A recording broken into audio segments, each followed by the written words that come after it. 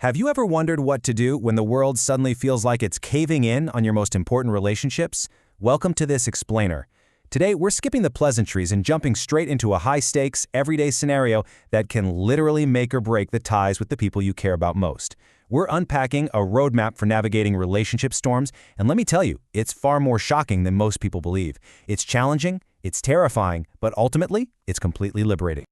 Seriously, have you ever wondered why the absolute smallest, seemingly insignificant snap can completely derail your entire day? Imagine this. You're standing in the kitchen. It's the end of a long, exhausting day. Your phone has finally stopped buzzing, the warm light is fading outside, the world is growing quiet, and you are just desperate for a single moment of peace. And then out of nowhere, your spouse snaps at you over absolutely nothing, like loading a bowl on the bottom rack of the dishwasher. Instantly, the tension in the room spikes, your heart starts racing, and that quiet peace completely shattered. That right there is what our sources identify as the everyday snap. And man, it feels profoundly unfair, doesn't it? It's sudden, it's deeply overwhelming, and we all know that incredibly vulnerable frustration of feeling like the world just isn't fair. It happens when a teenager rolls their eyes at you, or a spouse loses their temper over some minor inconvenience, or honestly, when a friend posts something online that just makes your blood boil. You get that instant surge of adrenaline and this overwhelming, completely natural desire to fight back against that unearned aggression. But what if I told you there's an entirely different way to handle those exact moments? Today, we're going to uncover the hidden dynamics of this everyday snap. We are going to give you some incredible truths that will shift your home from a tense battleground to a place of actual lasting peace. By the end of this explainer, you're going to have a clear, actionable strategy to unlock the secrets of gracious peacemaking. Okay, let's dive right into our anchor text from the source material. It's from Romans chapter 12, verse 18. It says, "If it is possible, as far as it depends on you, live at peace with everyone." Now, at first glance, that might sound nice, right? But this verse is far more shocking than most people believe. When you really break it down, it isn't some gentle, passive suggestion. No, it is a profound personal mandate that demands absolutely everything from you, right in the heat of a conflict. Notice the intense duality of this mandate. It sets up a profound conflict of reality. On one hand, this mandate is incredibly liberating, because guess what? You are not responsible for their choices. You literally cannot control their storm. But on the other hand, it's absolutely terrifying. Why? Because the spotlight is placed entirely on your reaction.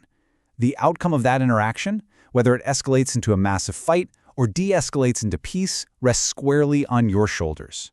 So, we need to debunk a major misconception right away. A lot of folks think of peacemaking as just keeping quiet, sweeping things under the rug or just retreating from a fight entirely. But the reality? True peacemaking isn't about avoiding conflict at all. It is an active, revolutionary choice to stand your ground and look beneath a person's fury. It's about responding with intentional grace and choosing to see the hidden hurt behind those harsh words. Now, this intense internal battle spikes the exact moment tension rises. Think of it like two opposing forces in your mind. On one side, you have my way. This is our natural defensive instinct. It's that incredibly strong urge to defend yourself, to build a wall, to retaliate and escalate the situation with a snappy comment you're probably going to regret later. Contrast that with God's way. This is the gracious restraint of listening with patience, speaking with profound kindness, and actively choosing to suppress that defensive urge. To truly grasp how to win this internal battle, we're going to use a really powerful framing device, directly from our sources. It's called being an open door in a storm. This metaphor is an absolute game changer. It's a brilliant framework that will completely change exactly how you visualize conflict and personal responsibility from this day forward. Think about it. When someone brings an emotional storm of fury into the room, you basically have two distinct strategies. If you choose the closed-door approach, boarding up your heart with defensiveness and retaliation, the battering wind of their anger crashes violently against your walls. The result? Rapidly escalating tension. But consider the open-door strategy. If you remain accessible and gracious and actually resist the urge to fight back, that emotional wind simply passes right through, resulting in immediate de-escalation. Which, of course, brings us to a very real and honestly very difficult question. How on earth do we practically keep that door open when we're facing an emotional tempest? I mean, when someone is coming at you with unearned fury and harsh words, your absolute first instinct is to slam that door shut as fast as humanly possible just to protect yourself. While the sources suggest it requires a total shift in perception. You have to find the fear behind the fury and the hurt behind the harsh words. It's a revolutionary act of empathy. Instead of just reacting to the surface-level aggression and anger, you intentionally look for the underlying vulnerability that caused their outburst in the very first place. You're effectively taking a moment of pure aggression and flipping it into a beautiful opportunity to demonstrate grace. Let's expand on this a bit, because it completely redefines our understanding of personal responsibility. Managing your contribution to a conflict boils down to accepting 3 very hard facts. Number 1, you cannot control their storm. Number 2, you are not responsible for their choice to snap at you. But number 3, and this is the big one, you are entirely responsible for not adding to it. You have total agency to choose not to add fuel to their fire. So let's pivot this into some highly practical application for your daily life. Our sources call this the architecture of patient listening, and it happens in 3 actionable steps. Step 1, identify the underlying emotion. Actively look for the hurt or fear driving their behavior. Step 2, resist the urge to defend yourself. Yes, even when your natural instincts are absolutely screaming at you to set the record straight. And step 3, acknowledge your responsibility for the outcome. Accept that de-escalation, as far as it depends on you, is entirely in your hands.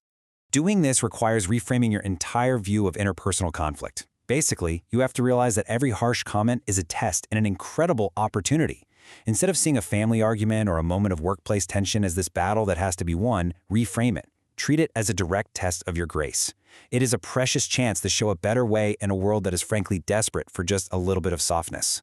Knowing all of this, the source material leaves us with a profound challenge. You need to make this choice right now, because tomorrow is not promised, and realistically, your next conflict could literally happen in 5 minutes.